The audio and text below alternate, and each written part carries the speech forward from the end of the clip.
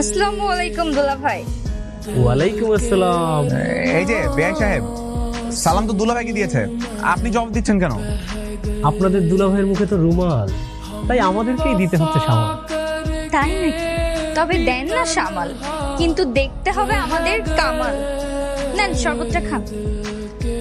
ওরে আমার cute cute বিয়ান সাহেবা, তোমাদের হাত থেকে তো যদি কাঁচা মরিচও খাই তাও আমাদের কাছে মিষ্টি লাগবে, কিন্তু এই যে বিয়াই সাহেবকে দেখো, তার হাত থেকে যদি আমরা সাদা পানিও খাই তাও আমাদের কাছে ঝাল লাগবে, কি বলো?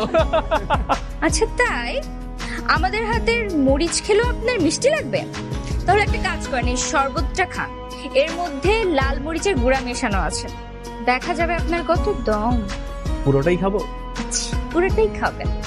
বিয়ান সাহেবা বলেছে খেতেই হয়। जिसने पूछा हमसे बिछड़े यार का, जिसने पूछा কি অমৃত, हमसे बिछड़े মনে হলো যেন খেলাম মধু। यार का। বিয়ান সাহেবকে দেখে শুধু আর আপনি এটা বিয়ে বাড়িতে আসছেন, কবিতা আবৃত্তি করতে না।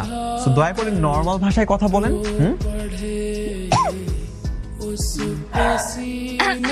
বেশ, ঝাল লেগেছে আপনার? ও আচ্ছা, নেন একটু মিষ্টি খান, ঝাল ঠিক হয়ে যাবে। আপনার হাতেই খাওয়াই দেন না বিয়ান সাহেব। হাতেই খাবেন? নেন। আমি খাওয়াই দিতে, আমি খাওয়াই। এই, আর কারো মিষ্টি খাওয়াবে? ঝাল লাগছে? দিব? লাগবে? আর লাগবে ভাই? হয়েছে হয়েছে, অনেক হয়েছে, এখন আমাদেরকে যেতে দেন। যাওয়া যাবে, কিন্তু তার আগে আমাদের বকশিশ দিতে হবে। 50,000। 50,000? মতেন, যা গাড়ির থেকে টাকার তোড়াটা নিয়ে আয়, নিয়ে এসে আমার সুন্দরী বিয়ান সাহেবকে দিয়ে দে।